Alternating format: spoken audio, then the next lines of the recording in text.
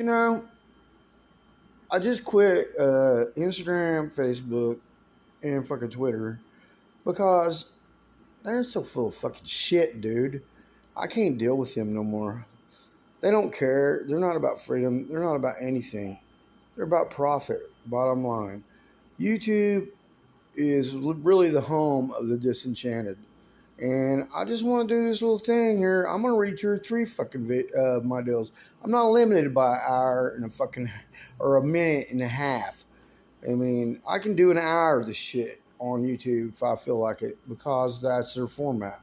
So, my name is Douglas Eugene Snodgrass Jr. I'm the author of Visions, Darkness, and Light. I have another channel here I don't operate anymore that has a bunch of my poetry and shit on it from older, but this is new stuff. Anyway, I'm gonna quit fucking talking like a moron because I'm like buzzed up from drinking Coors. And Coors beer is my beer. Coors. Yes. Coors beer. I'm gonna do a little spot here for Coors beer on there. Coors beer is the best fucking beer ever.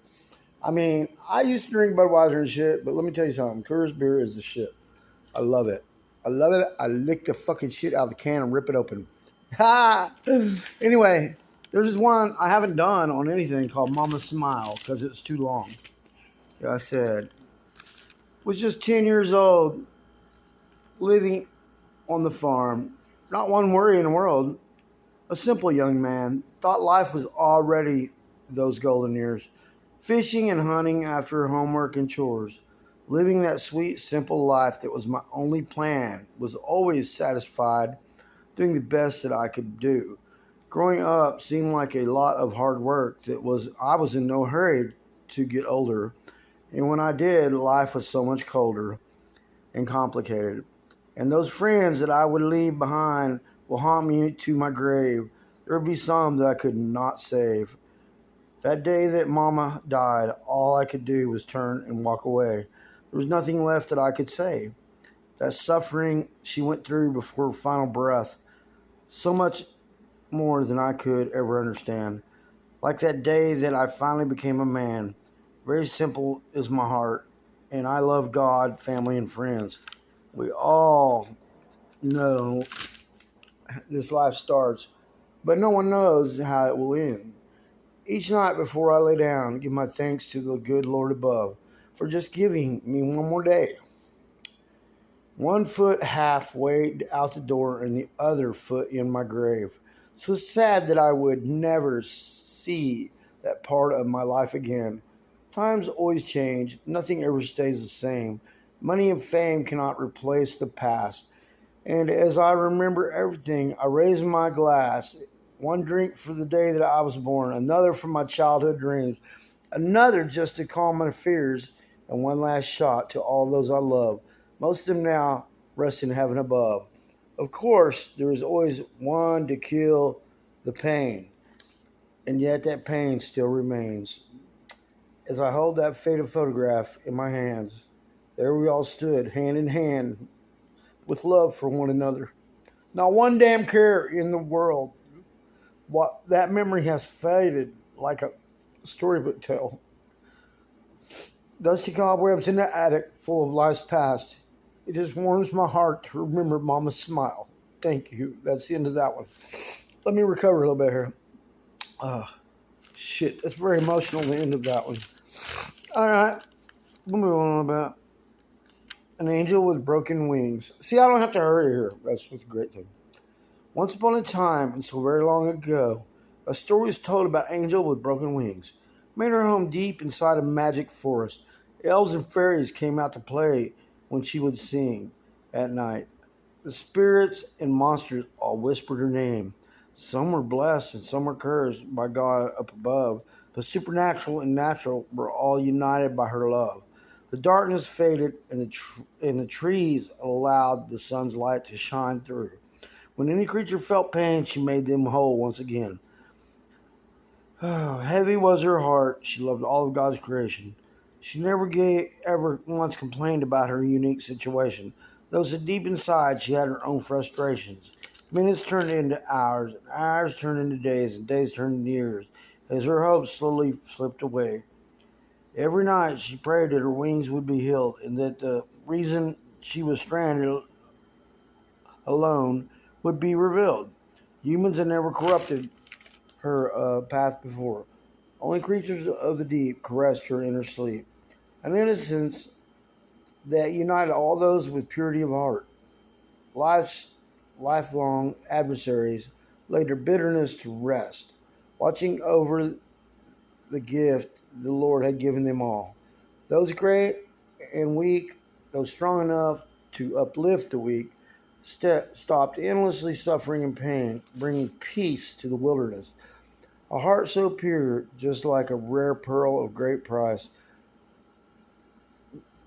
no hate could exist in the shadows of her light. A queen without a crown, pure love was her true nature. One day, Gabriel came down and told her that those wings would be restored. She asked him what would become of the hunter and his prey. They remained at peace with one another. No blood had been spilled out of anger, hate, or hunger. She had taught them to rely on one another, and all considered her their mother. But he could not satisfy her questions. And when he looked her in the eyes, all of her hard work would be for nothing if she just one day flew away. As much as she wanted those wings again, the decision was a simple one. This forest was now her home. She bid Gabriel farewell. All creatures had assembled outside of her door, so afraid that she was leaving them forevermore. But to this day, an angel with broken wings brings peace to those who abide within, and she never prays for those wings anymore. The end. Thank you, Alan. Alright, I could get into some more complicated stuff right now. It's really, really dark or whatever. You know what? I'm going to read the path. I'm coming across it. The Path That Leads Home. This story was told so many years ago. One man's shortcoming is another man's strength. The weak always remain the same, a victim of their fears that control every waking moment. They will never overcome it. Wake up in the morning with apprehensions, avoiding the mirror because they don't want to see there is no longer real. Work at a meaningless job until they slip into eternity, never having fully understood what this life truly means. Fed constant propaganda by the media demons they all worship. That man behind the curtain plays his part all too well. He binds you with paralyzing oppression until it is far too late. Dreams drowns you in an ocean of hate. Stubborn pride teaches you its final lesson as it cuts short that last breath. In that darkness beyond this life, you'll find no mercy or rest. Reward evil with evil, and it always comes with more pain, until nothing but hate remains. Once upon a time, beyond a nightmare's reflection, trapped beneath your grave in a self-inflicted hell,